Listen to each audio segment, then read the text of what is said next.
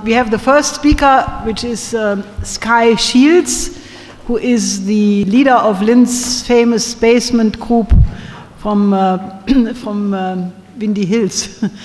So he will speak for himself.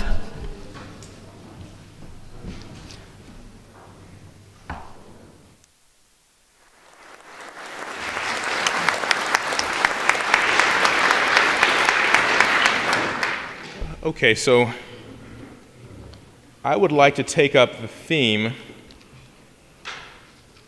It's a theme that is taken up in this recent video, the recent series of videos that we've had, which have gone under the title, Is the Past Fixed?, but which are tackling a question that might be best described as the ontology of mind. That is, that the theme is, people have a lot of different concepts, I think, attached to the word mind, but the problematic thread that I think runs through all the different concepts people have of mind is that somehow mind is something which we possess. There's something that we recognize exists in us, but is completely distinct and is maybe observing something out there in the objective universe. That is to say, you've got something in you want to call mind, you want to name yourself that has certain laws, certain rules to it. Certain words seem to come to mind when you think about it. Ideas, concepts like morality, beauty. There are certain principles that you consider to be definite principles of mind. But then these are not necessarily principles that you would assume exist in the so-called objective universe. You assume that there must be some other thing out there that, perhaps is more logical, perhaps has other characteristics to it, and we are using our minds to observe it. The theme of this video series, and what I'd like to cover today, using some of the work of Vladimir Vernadsky, I'd like to disabuse you of that idea and develop a notion instead that this thing we call mind has a fundamental ontological significance. That is to say that everything that you know as a physical universe is derived from that exact same process that you know in yourself as mind, to the extent that you recognize it in yourself as in others. That this is a principle that has a very serious ontological significance, that it is the basis for everything that we see in creation. And in the course, we'll see that the scientific facts of the matter agree very closely with the notion that you find in the Abrahamic religions of man being made in the image of the Creator.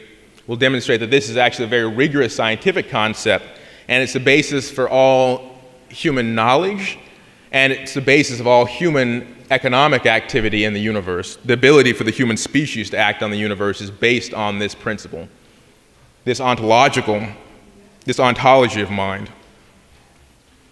But to do it, I'd like to give people an introduction to a thinker who you've probably seen in various works of the movement.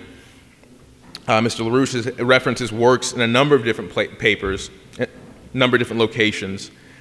This is the Russian biogeochemist Vladimir Ivanovich Vernadsky. He's most well known as being the founder of the notion of, he's not the person who coins the word, but he's the person who most rigorously develops the concept of the biosphere. And that is, in its short description, it is the envelope of the planet on which we recognize the existence of living processes. But in its more in-depth investigation, it actually becomes something much larger. To make the point that people have seen, I think, in some of the recent discussion we've had on, that's come under the rubric of cosmic radiation, the actual entire first half of his book, The Biosphere, is describing processes that you would call, that would also fall under that rubric of cosmic radiation. That is to say, his definition of that thin layer of the planet that we call the biosphere is that this is the only part of the planet which interacts with the rest of the cosmos. This is the part of the planet that most actively interacts with the rest of the cosmos, largely through the process we know as photosynthesis, where you've got the steady flow of radiation from the sun, electromagnetic radiation from the sun, being used to catalyze an amazing negentropic process of the development of the beginning of all the food and all of the energy cycles you see on the planet, the construction of the carbohydrate structures that form the bodies of these plants and that are eventually later on incorporated into the bodies of animals to be recycled to pass through the biosphere and what Vernadsky called a biogenic migration of atoms, ultimately to become the structure of that biosphere itself, via the death and the decay of various living organisms, to become, and other generated waste products, to become the mountains, to become the soils, to become the oceans. You've got a steady flow that if you were to view it as this biogenic migration of atoms would be something that continued from the far reaches of our cosmos into that thin layer we know as the biosphere and becomes the very structure of the Earth the rest of it as we know it. I think that's the scope of what he's actually describing. But in the course of describing that, he ends up drawing some conclusions which have major implications for ontology in general, but which we'll see, once we follow this path, leads us directly to this question of the ontology of mind. So I'll give you some background that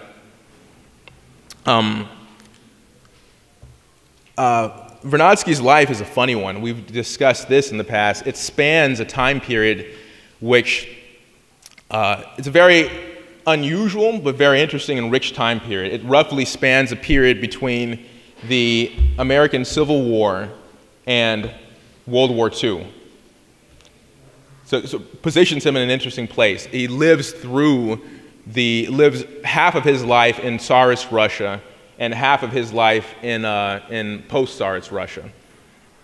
And he's a major political player in organizing for the overthrow of feudalism in Russia in particular, but because of his scientific views, he realized the necessity of this being the complete elimination of feudalism in order to facilitate the evolution of the human species. So just to give you some idea of where he stands, a lot of his work leading into the Russian Revolution and out of it was on the topic of human economic studies for that reason. Looking at you'll find studies of his on comparing different types of farming practices between the US at the time. He does a study of US agriculture, European agriculture, as he's trying to find out what's going to replace the structure of the feudal structure that existed in Russia at that time. He's looking to say, well, after revolution, what should be the economic, if you're going to end the idea of serfdom, you're going to end the idea of a feudal structure under the Tsar, what should replace that? And in his mind, this was a real question of the scientific evolution. This is a question of the evolution of the human species. And you'll find writings of his on that subject already in the late 1890s, early 1900s. That this is a theme that's on his mind. But he's investigating that at the same time as he's doing some early geological studies with his teacher Dokuchayev, examining looking at the nature of soils, looking at the natures of the mineral composition of the Earth's crust. In the course of this study, he quickly realizes that it's not possible that when he's looking at these minerals, he starts realizing that you're not observing a fixed system. That what you're looking at is a process that exists. He said that you're looking at a process that changes and evolves. And very early on, he makes a statement that you see a process that exists in time. And this strikes him as early as, again, the 1890s, early 1900s. This strikes him as being something that's unique to first geological processes, but then he realizes that every place you see change in these geological processes, it's connected to the action of living processes. And he realizes, his background is initially only in geology, but he realizes that he needs to hurry up and give himself a crash course in the biological sciences in order to be able to make any functional useful statements about geology. And so he does this. He does a whole investigation himself of figuring out, of just getting what we later recognize as his impressive map of all life on the planet, really everything you could possibly imagine, because he realizes that all of this entire biosphere is involved in acting on and developing and changing the underlying abiotic structure of the Earth's crust. But then it begins to spark in his mind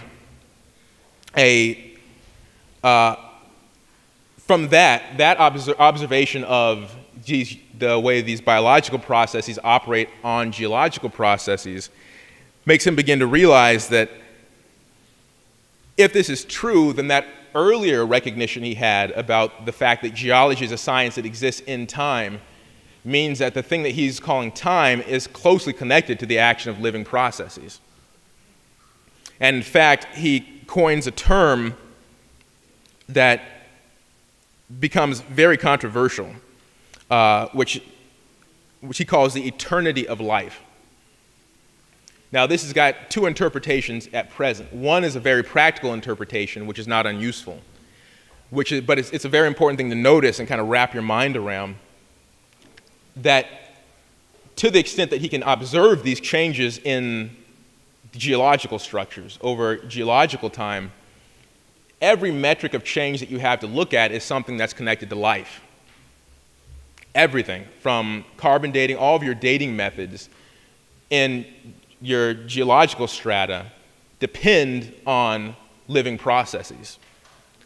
So he said, but then he says that these changes in the geological strata were exactly the thing that separate geology from the other sciences, because it gives it this feeling, this sensation that you want to refer to as time. And then the way what he concludes from that is that there's never been a period on the planet when life did not exist. Now, this is very interesting because, for a couple of reasons. The first thing that should come to mind is that we had a discussion earlier is, well, I mean, isn't it true? Wasn't there some period of time where the conditions on the Earth were so hot, so impossible around the formation of the Earth that you couldn't possibly have life? How could you have this guy Vernadsky claiming that life as a principle is something that's eternal if wasn't there some point where you couldn't have living things? Doesn't there have to be some moment of what's called abiogenesis, where life has to spring out of nothing and come into being? And Vernadsky is very insistent that no, this is not true. And as early as 1908, we have him making the statement that, which he'll refine. I'll give it in the form he gives it in 1908, but we'll see as time progresses that his development of this notion becomes much more complex. But he says in 1908 that life, he's beginning to recognize, is a principle that is, he says now, as fundamental as matter or energy. I'll give you the exact quote here.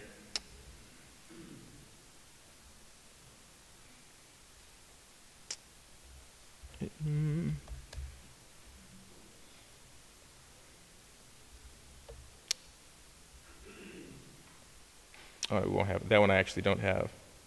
But this is as early as 1908, so you can give an idea of where his mind is going. That's obviously very different than the standard reductionist view. The view that's prominent today is that somehow life is just some epiphenomenon composed out of non-living processes, and then cognition, we're just some epiphenomenon that grew out of living things. But he stresses no. He's saying that this principle of life is something that exists, that he says is eternal, that predates all other phenomena that might be observable. This by 1920, he comes under very heavy attack for that note, specifically that notion, this idea of the eternity of life. This is a period after he plays a major role in the overthrow of Tsarism in Russia. But there's a coup that's launched by, he recognizes it as some sort of meddling. He's not totally clear that this is the meddling of the British Empire to ensure that the revolution that occurs is the Bolshevik revolution and not the kind of revolution that Vernadsky is looking for. But this happens. In that context, you have the takeover in Russia of the ideology of dialectical materialism, which is the materialist aspect of that requires the sort of reductionist notion of the progression upwards from the abiotic into the biotic into the cognitive, whereas Vernadsky is making this insistence that processes are organized in the opposite direction. At this point, he's only being very explicit that it's life as primary that governs the processes that are below it. But then we'll see he develops that further. But this becomes a huge deal. The paper he writes on the subject in 1920, which is called The Origin and Eternity of Life, is actually completely censored. It's not allowed to be published. And the book in which he was planning to publish it is heavily redacted. The piece that's most heavily redacted is his piece, Human Autotrophy, which is a piece on the willful evolutionary development of the human species. So this sort of gives you an idea of the context. Later on, as maybe we'll have a chance to discuss as we go, this notion of the eternity of life is exactly what Alexander Oparin is deployed to attack in Vernadsky's work, to attack and try to attempt to rework and rewrite and to explain away. But we'll see that Vernadsky is not only insistent upon that principle, but his later work develops that to an even higher level. A major change in his development in this concept occurs in a period around 1924, when he's working in the, he moves to France to work in the laboratory of Marie Curie. Now he's working there on various topics, many of which are dealing with the notion of dealing with radioactivity, obviously, and radioactive dating methods, which he saw as a major way to see this expression of time and development in the biosphere. But while he's there, he has a series of personal discussions with Marie Curie, and she relates to him the work of her husband, Pierre Curie. And a series of vignettes, it's interesting to see. He describes her description of dinner table discussions with the family, which would be Pierre Curie, Marie Curie, and their daughters on scientific topics. And mentions that they had a very peculiar working style, as he recognizes it as a very peculiar working style, which is that they would spend a long time in discussion. He said they would spend months in just discussion amongst them, developing these ideas in their head, and then Pierre Curie would write a very short paper as a result. And Vernadsky points out, does a little summary, he points out that the Curie's life's work, which he says it's about, I forget what he gives, a figure of, I actually don't have the numbers here, so they'll be missing. He gives a figure something like 25 some years, some number of decades of life's work fits in one volume. And he says not because he's not a prolific writer, it's because he writes these incredibly dense summaries of his thought process. But as a result, when Pierre Curie is killed, he doesn't get a chance to write out the final project that he was working on, which was a generalization of work that had been done earlier by Louis Pasteur. Now this was some work that Vernadsky was obviously very familiar with, which is on the question of handedness or chirality.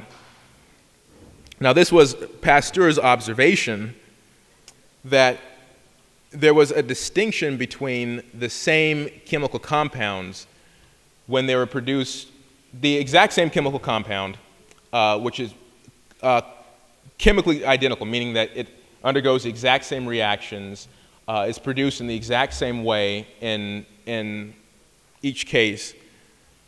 But there's something fundamentally different when that compound is produced, for certain compounds, when they're produced by living processes or in a laboratory outside of living processes.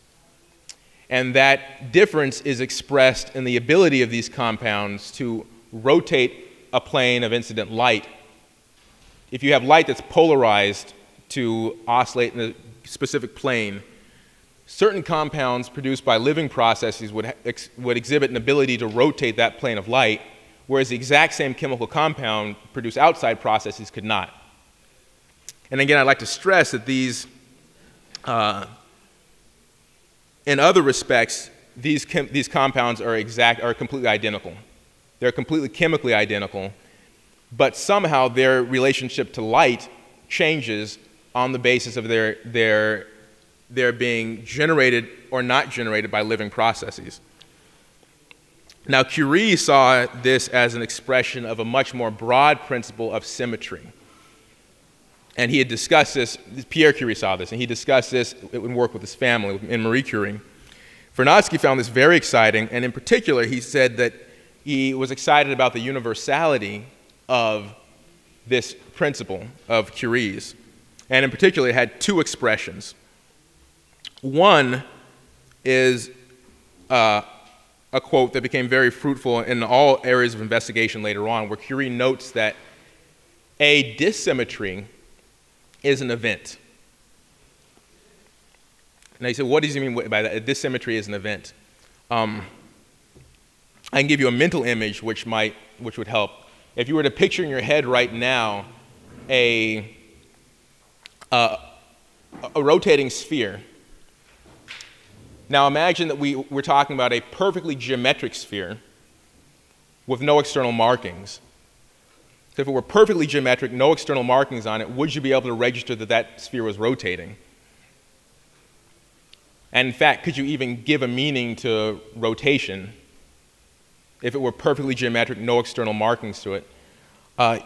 You find as you look at the thing, it looks exactly the same. If you do something to that sphere and you change its spherical symmetry, say we put a dot on that all of a sudden. So imagine you've got the spinning sphere, somebody comes with a paintbrush and they dab a dot on the side of that sphere. Suddenly you have motion, you have something you recognize as rotation. That as soon as you add a dissymmetry, you have something that becomes recognizable as an event. And Curie generalizes that to say that in general, whenever you see something that you recognize as a phenomenon, as an actual event, it's because you're seeing a dissymmetry that's generated out of a symmetry. Now this is important because that principle alone allows you to eliminate the idea of empty space. Because you realize that what seems to, in this case, to be an object in empty space, in that case you would say the dot moving on the surface of the sphere is not. What it is a process that initially seemed to be, with respect to some parameter, perfectly symmetrical. Suddenly some portion becomes asymmetrical. You introduce a singularity in that process, and the asymmetry relative to the symmetry registers to you as an event, as a thing. And the simple sense perception response to that is to say, well, this is an object, whereas what you had before was empty. But in general, Curie says, no, that's not. Everything you see as an event or an object is, in fact, a dissymmetry being measured against pre-existing symmetry. And that looks to you like object and ground. And so Vernadsky recognizes in this sort of that approach he's taking a very powerful heuristic tool. If we get a chance, we'll be able to see that. You'll find that in musical composition, that becomes a principle that you can play with, and you'll see how it moves the mind. What you recognize as background versus foreground, what you recognize even as silence versus sound in a musical composition, is really playing on this question of the symmetries and asymmetries in your mind. There is no such thing as empty. There's no such thing as empty space. But so Vernadsky's excited about this because he starts to realize that this gives you the ability now to eliminate all the notions of the physicists. these sort of pre-existing, unquestionable notions of absolute space, absolute time, and matter. He says, well, these are fictions, these are mathematical fictions, and in the real world they don't exist, and you have to figure out a healthier way to get around them to be able to approach actual phenomena and describe actual phenomena as they are. So that becomes an exciting notion.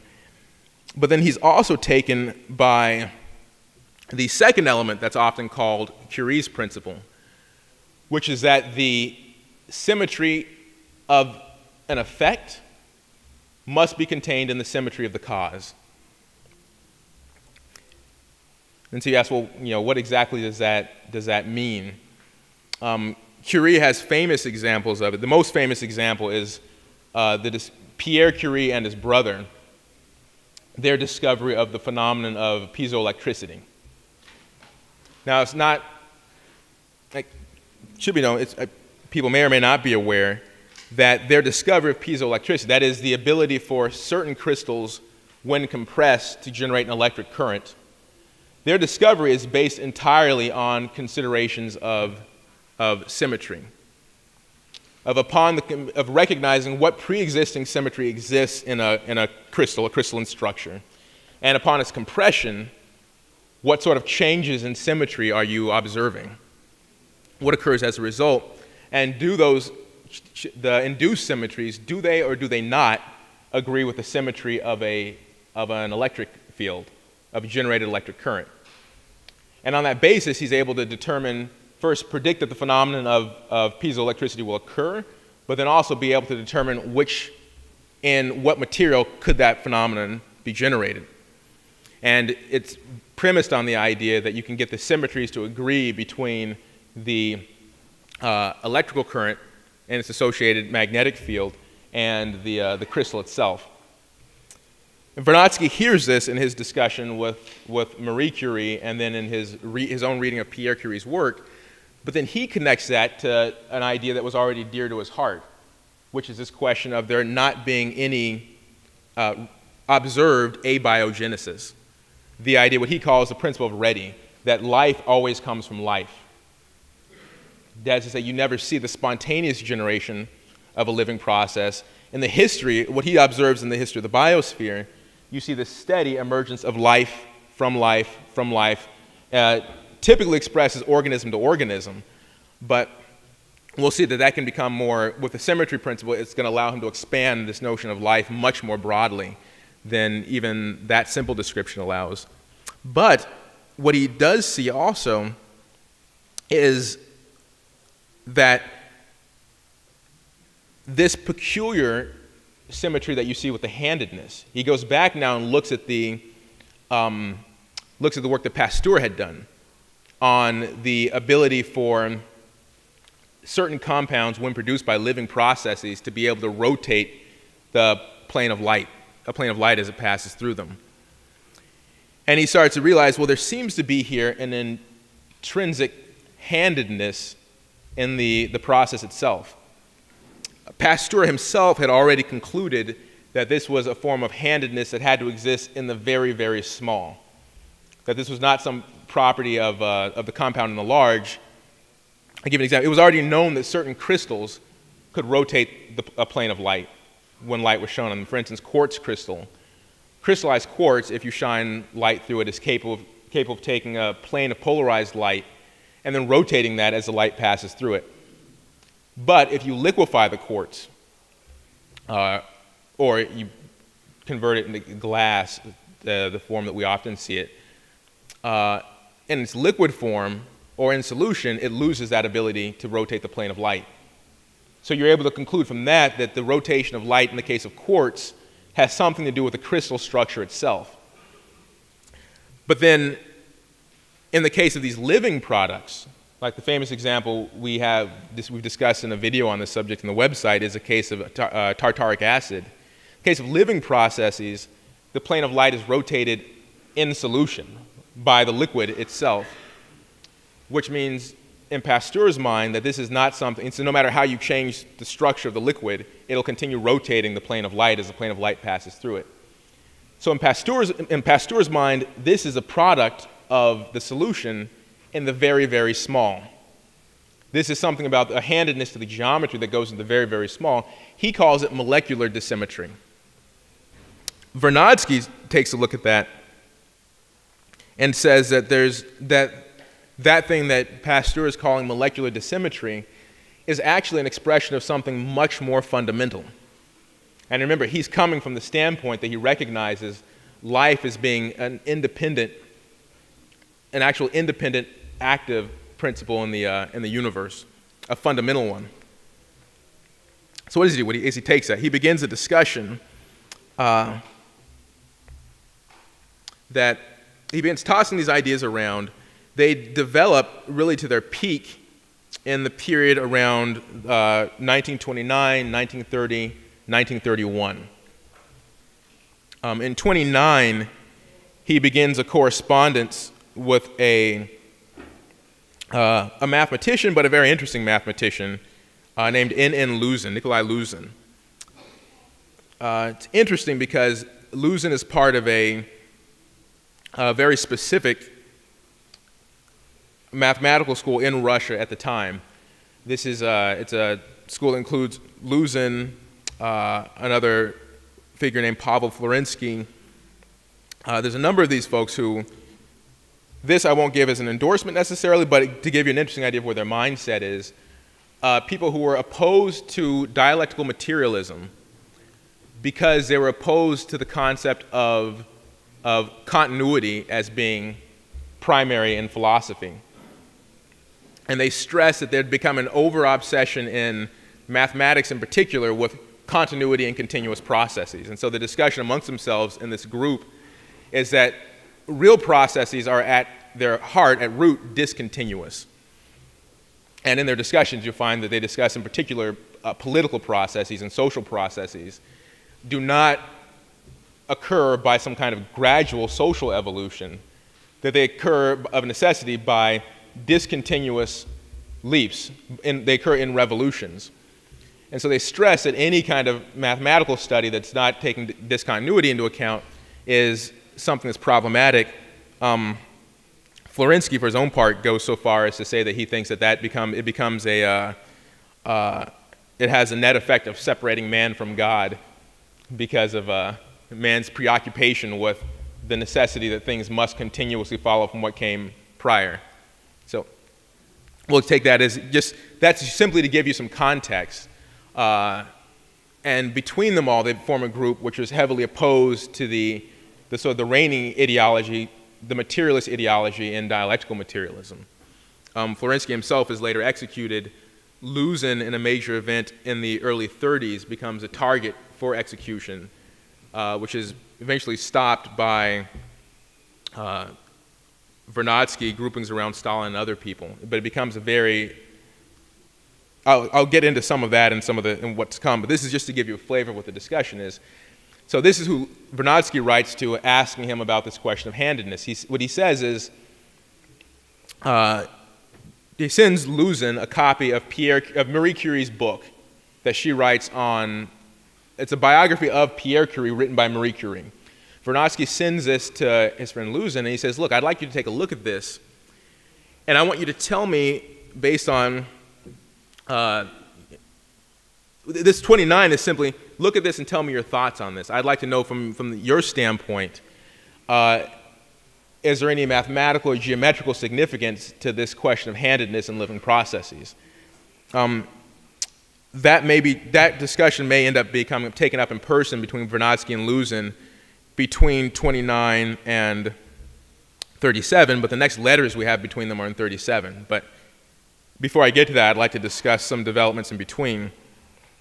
But that letter in 29 just shows that this was something that was on Vernadsky's mind as a fundamental question and already connected to his idea of, at this point, the primacy of life as a process. But in 1931, something interesting happens. In 1931, Vernadsky, this point already in his 70s, is again coming under heavy attack, political attack from different circles. Some groupings within the Soviet Union are defending him. Other ones are attacking him. Some of the ones that are defending him are attempting to defend his scientific work, but prevent it from being propagated into the general population, because people recognize that his concepts are obviously correct because they're effective, but that they would be dangerous were they taken up by the general population. So one of the major moves of the censors at this time was to, instead of stopping the publishing of his work, they would prevent it from circulating any wider than the Academy of Sciences. They would only allow the work to circulate within a very small circle of scientists and then limit the amount of publication. But in 1931, he applies to do research abroad and is denied, and is instead told that what he can do is he can go and study in a special vacation house that's been set aside for members of the Academy of Sciences. So he's understandably upset, but this year, 31, where he's in this vacation house, becomes a very fruitful year for him, because then a number of ideas that have been floating around in his mind begin to converge. One, his concept of the eternity of life, this idea of life being an actual fundamental principle.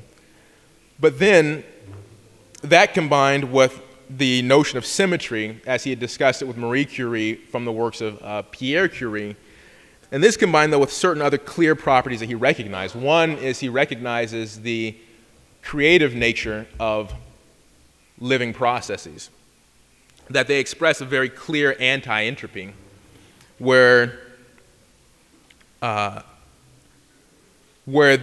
only place that what you would call an arrow of time seems to be seen in the abiotic, at least in the small, is in what Sadi Carnot was able to describe for heat engines, which is their tendency over time for concentrations of heat to dissipate, etc., which was described as entropy and named entropy.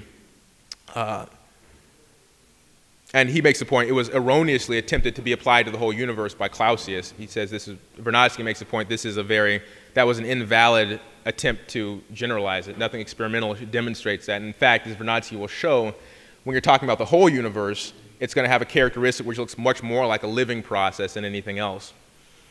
But he recognizes this anti-entropy, and he makes a very unique and interesting correlation, which is between that directedness of living processes, that anti-entropy of living processes, and the handedness as Pasteur had observed it.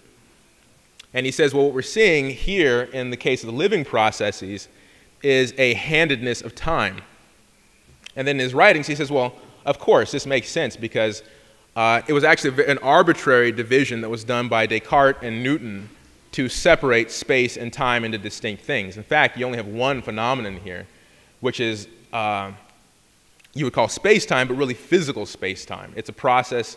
The thing you're calling space and time are reflections of some actual physical process there that's occurring. Since that's true, things that you see reflected in the characteristic space of a process should also be in the characteristic time. So whatever this handedness of space that we're seeing in Pasteur's work should also be connected to a handedness of time. And he starts a deep investigation of this, really getting into the thick of it around 31, where he does a full historical study of this discussion of everybody who tried to tackle time.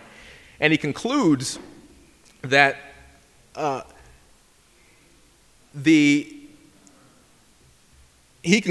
really at this moment that he's doing his work now is the first moment that we're going to be able to,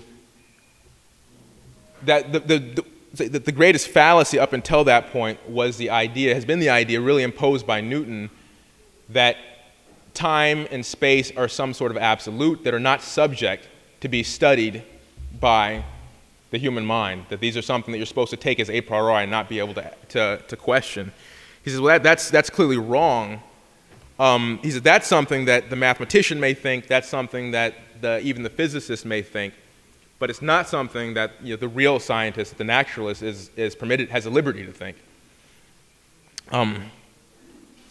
So he begins elaborating this notion, and he says that he begins elaborating this notion. He begins a series of discussions. He writes a series of papers in 31 on this theme, on the theme of the as he calls it, living time and sometimes biological time. But it's interesting that already in this period, he's beginning to, already in this period in the 1931, over the summer of 1931, he's beginning to realize that certain principles that you had already seen reflected earlier in his work about the nature of human activity and economic processes, he starts realizing that these are absolutely fundamental in discussing this question of even living time. And you see there in his work, as far as I can tell, the first reference to the works of Wolfgang Köhler and the Gestalt psychologists. And his explicit statement on that matter is, he states here that he references the work of Wolfgang Köhler and the Gestalt psychologists, and he says what's most interesting about them is that they recognize in perception the things that you would normally start to describe as a perception. Well, he says, they point out the necessity of recognizing certain geometrical forms or structures for visual space, for tonal melody, and for other such phenomena, which are connected with the structure of the spatially and temporally identifiable cognitive apparatus. And he points out that the Berlin professor Wolfgang Köhler extends these notions about the psychical forms, about these cognitive processes, to phenomena of zoopsychology and to physics. And this becomes a new philosophical current of Gestalt philosophy. Now, it's important. I just want to draw your attention right there to that reference. He says specifically what he's talking about when he's describing this character of biological creative space-time is the best example of being able to start to examine these sorts of geometries is what you see specifically in psychology, specifically in the work of the Gestalt psychologists, but specifically in their work on vision and hearing, and specifically music. Note the reference there to tonal melody, because that'll come up. His discussion of the significance of music for these geometries and then for the notion of time will become interesting, especially when we come back to a discussion of what Köhler was working on at that time, which would have undoubtedly been known, elements of it would have undoubtedly been known to Vernadsky. But I'll come back to that. I want to do a little bit more on the arc of what Vernadsky was doing. But keep in mind that reference to, in his work on biological time, to specifically cognitive processes, specifically the work of the Gestalt psychologists, and then specifically the character of music, the role of music and tonal melody in this process.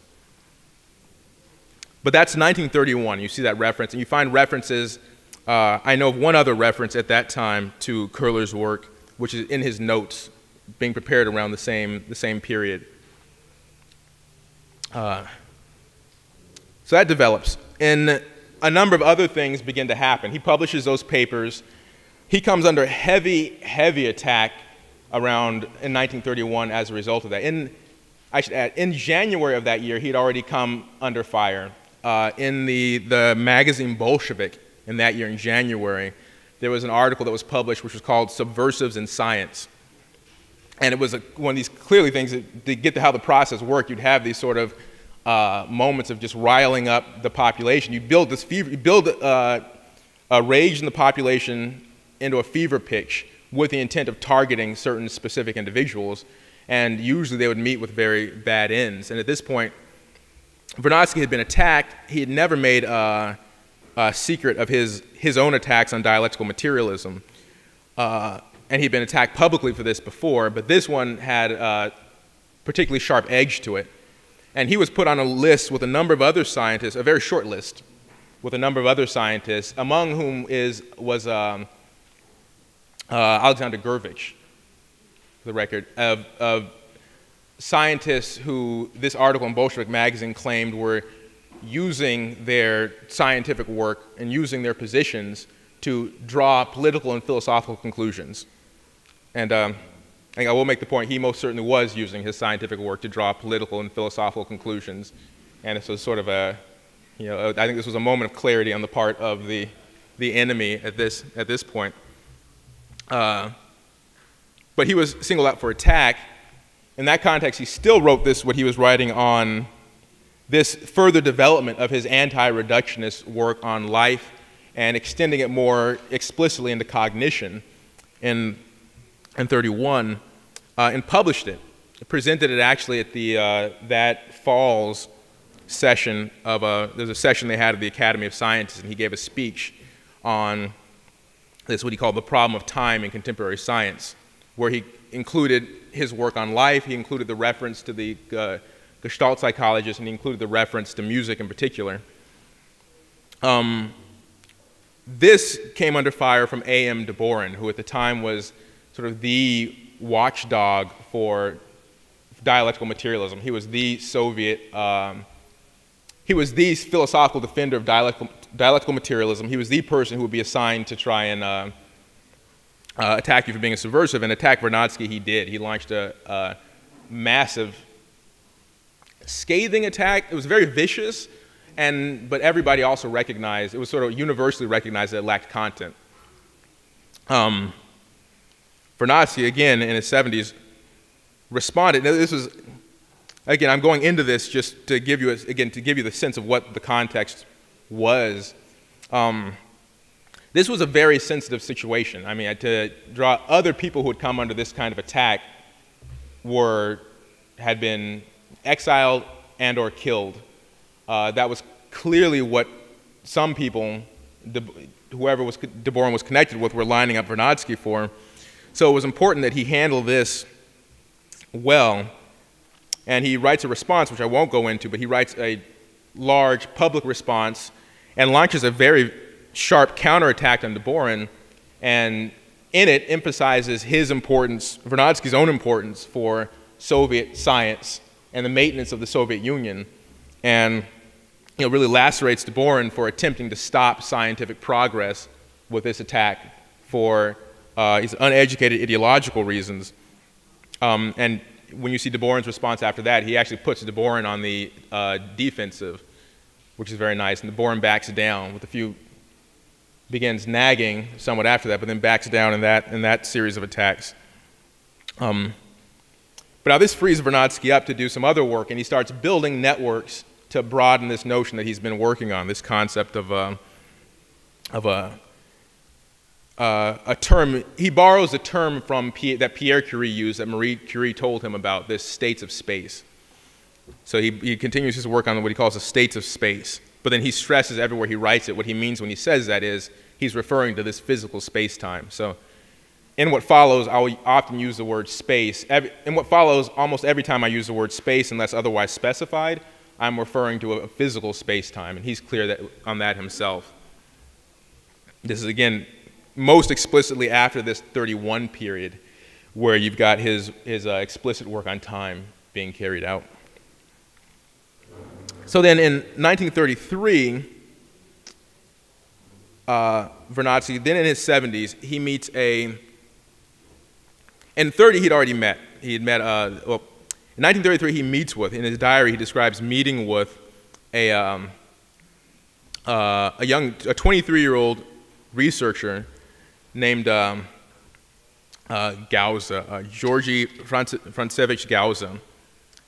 And they discuss, and Vernadsky had been familiar with, Gauza's mentor, was a friend of his, and Vernadsky had 3 years prior given his name as approved for publication Gauza's first published work. But in this meeting, Vernadsky is ill, and he's staying at a sanatorium to get better, a special sanatorium for members of the Academy of Sciences. And it's interesting, a number of people come to visit him. In 33, Gauza comes to visit him. And what he tells Vernadsky is that he's doing experimental work on this question of optical activity in the protoplasm.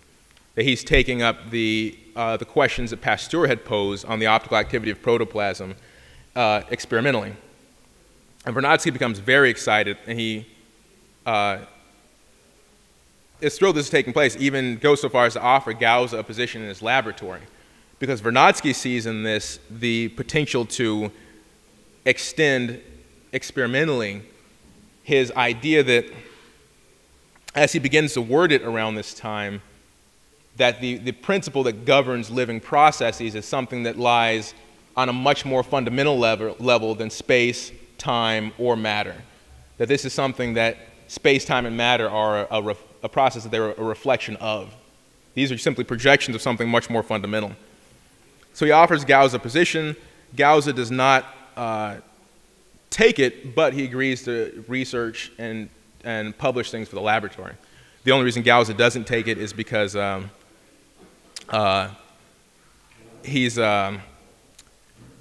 if you take a look at the work, the areas he's working on at that time, they're so broad, he feels he'll be limited if he leaves university and goes to work for a specific laboratory. But to give you an idea of the number of things that come out of this, Gauze is able to confirm that the Pasteur principle of the handedness of time runs far deeper than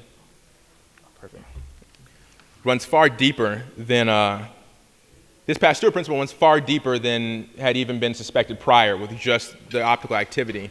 In fact, that if you are to take a look at the actual structural composition of an organism, there are certain principles of handedness that aren't violated. For instance, the handedness of proteins, the optical activity of proteins in living processes, the amino acids that compose proteins is always the same. You always have proteins that have what's called left rotary power. They'll always rotate the plane of light to the left.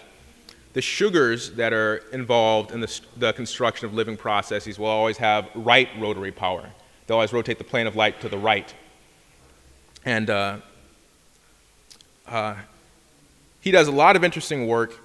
He, unfortunately, comes under heavy fire from the Lysenko apparatus and then the same groupings among the Soviet apparatus that are enforcing materialism as an ideology. Launch an attack on him. His main collaborator ends up being killed, is executed, and Gauze becomes sort of understandably afraid. His work takes a very practical turn.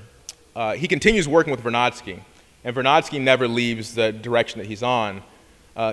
Gauze makes a point, though, not to avoid the actual work, the conclusions that Vernadsky is drawing about the states of space, but discovers a number of very interesting things. One thing is he tries to, in the course of trying to take a practical job, he assigns himself to the work with the Soviet military in World War II, making himself indispensable and unexecutable is the way he positions himself, that he's the only person who's able to develop antibiotics for Soviet Russia. And he develops the first, possibly the only during the war, I'm not certain, but definitely the first antibiotics, native antibiotics that Soviet Russia had during World War II were developed by Gauze.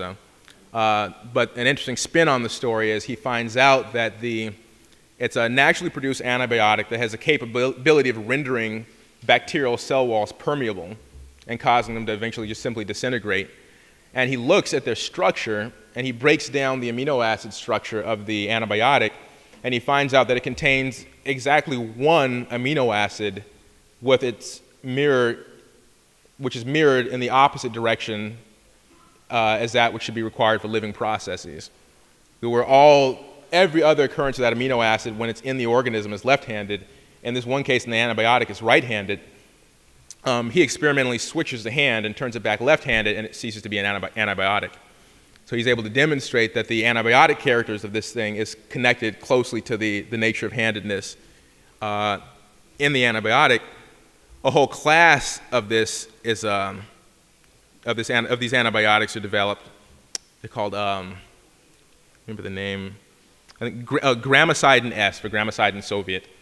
But then there's a whole class of them, gramicidins. Each and every one of them contains at least one flipped amino acid, where if you flip the amino acid back, it loses its ability to be an antibiotic.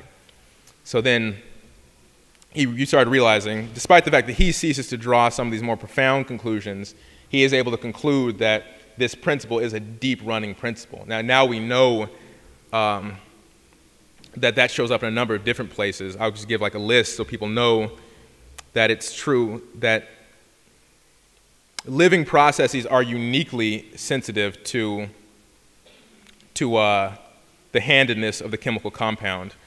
I'll just give you an example. The same, people know maybe aspartame, which is the artificial sweetener. If you take the exact same chemical and reverse the handedness of it, it ceases to be sweet and becomes bitter. Chemically identical. Every experiment you could do outside of experiments with light would demonstrate those two molecules to be those two compounds to be identical, but the organism recognizes them as a universe apart in terms of their actual activity. The smell of caraway and spearmint is the exact same chemical. The difference is the handedness. So chemically identical, but your organism recognizes them as being distinct. The limonene, which makes citrus fruits smell like citrus, orange, lemon, etc. If you reverse its handedness, it begins to smell like pine or turpentine. Some of these artificial drugs are nice. One called Darvone, in one form is a painkiller. If you flip it to its mirror image, it will have no effect on your pain, but it will cure your cough. And there's a number of all sorts of insect pheromones and things have completely different actions. Again, exact same chemical, just flipping the hand changes fundamentally its biological effect. So you realize that there's a symmetry principle there in living processes that's very specific and does not exist outside of it. In 37, he continues his discussions with Luzin on this topic. And he asks Luzin, he says, well, look, I want to ask you something that's more profound. Is there anything in Euclidean geometry that can account for this distinction here? Supposedly, and the standard description of what the handed molecule is a handed molecule floating in a Euclidean space. And I've had discussions, we've gone to a number of these astrobiology events talking to the people who are supposed to be the main workers in this area. And you'll find they all subscribe to this idea. You cannot touch the nature of the space that things operate in. It is a Euclidean space with a handed molecule. But Vernadsky goes deeper. He says, well, look, is there anything in a Euclidean space that could distinguish fundamentally between these hands? And he assigns Luzin this investigation to figure it out. And they have a really wonderful dialogue back and forth. I won't go into all the details. But it involves them just really hacking and slashing at everything that's known about Euclidean geometry and beyond, and concluding that there's not a way to make this distinction in Euclidean space. And again, I'm summarizing a lot of a very interesting discussion. We can have some more on it. But then Luzin asks a friend of his, Finikov. He asked a number of mathematicians. They're all passing around Curie's book. And a friend of his relays back to Vernadsky that, well, no, in order to get to the phenomenon you're talking about, you're going to have to start looking at the works of Bernard Riemann. And so then you begin having a discussion here of Vernadsky with a number of other thinkers on the nature of Riemann's work. Beginning with they have a first pass series of discussions, and you see this develop over time. It culminates really in 1938, where Vernadsky holds a number of seminars at his house with these thinkers. At first, again, just more interesting. He initially asked Gauss to come and just talk with him, and then he gets a reply back that Gauss will not meet in private with any professor because there'd been some bad blowback from the Soviets due to people setting themselves up like that. He refused to set himself up in that way.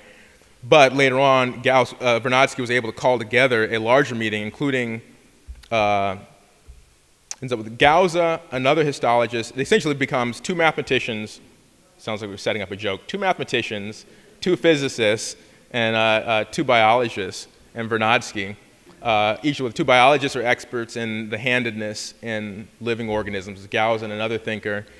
Two physicists who are experts in one an expert in relativity, the other one an expert in spectrometry, and then the two mathematicians, Finikov, who was the expert in the Riemannian geometry, and Luzin, who was the expert in who had this streak of requiring the discontinuity, who said the continuity was the biggest problem you had in mathematics.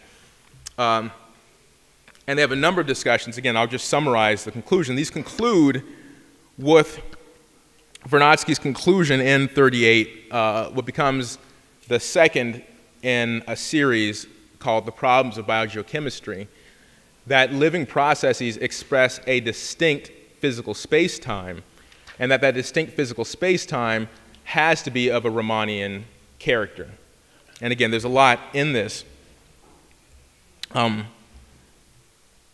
but there's a lot more to that. But then in the course of discussing, working on it, he's got a number of references where he's very, very explicit. And again, I'll make these available in an upcoming paper. But he's very explicit that the mind is capable of understanding this. But in order to understand the actual character of the geometry that's characteristic of these living processes, it's necessary to have embark on a more fundamental discussion of creativity per se.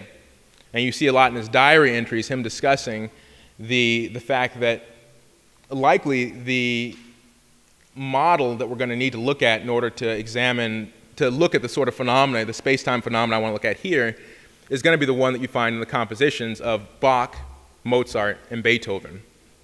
And I'll give the quotes available, but use quote after quote of him discussing that. This is in his private writings, not in the published ones, but you can see the direction that his mind is going.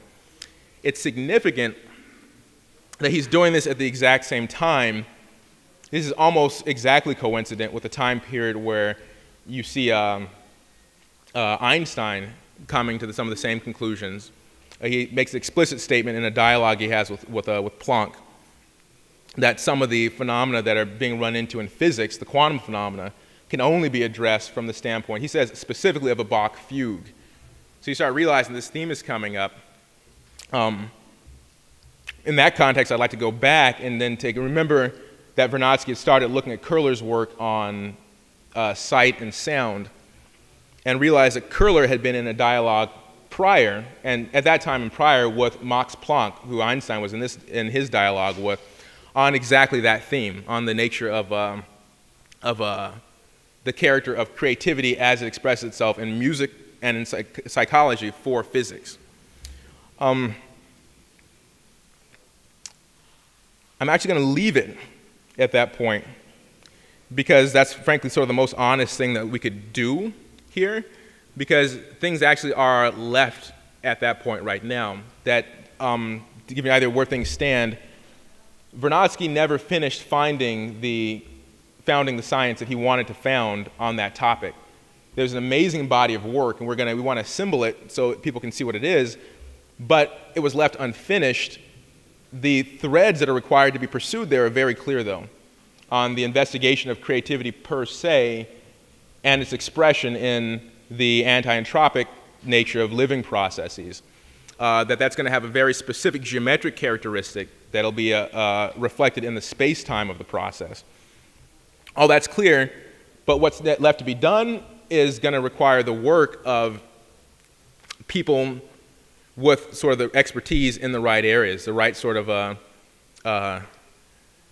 the right sense of the physical scientific questions that are involved, but also the sense that the resolution lies in a higher domain of mind. It'd have to be a group of people that somehow had an expertise in classical artistic composition, maybe who performed it often, maybe like opened events with impressive performances. It'd have to be that same group of people that would do these musical performances, that would also engage in their free time in profound scientific discussion. It would have to be a group of people who was interested in the exact same sorts of economic questions that Vernadsky was interested in, because you'd have to be able to pursue a study of human activity in the large. So it would require a very specific kind of grouping that you don't often find in history. That exact same grouping would be well situated to finally pick up the thread where it was left by Einstein and Planck, where they didn't get much further than the recognition that everything, the whole approach quantum mechanics has taken to these questions is wrong. And the proper approach would have to be something that looked like the, again, the character of a Bach fugue. Now, again, that was left undone. It's going to require a very specific grouping of people to be able to pursue that. I think people might get the idea. I'd like to propose that this is a task that we take up and that we're sort of well situated to take up amongst ourselves. And that, frankly, there's nobody else on the planet except for our association that's in a position to answer these questions. Everything that came after has proven itself to be a dead end. The reductionist approach in biology has proven itself to be a dead end. The statistical approach in physics has proven itself to be a dead end. Not by coincidence, they're closely connected to the attempt to the statistical approach, the fraud that's launched in economics, because these are it's the exact same problem expressed across the board, the same underlying ideological problem. And the resolution to all of these, I think, will be found at once. But that's a discussion hopefully we're going to be having over the course of the weekend and then in perpetuity after this moment. So that's what I've got so far. We can pursue some more discussion afterwards.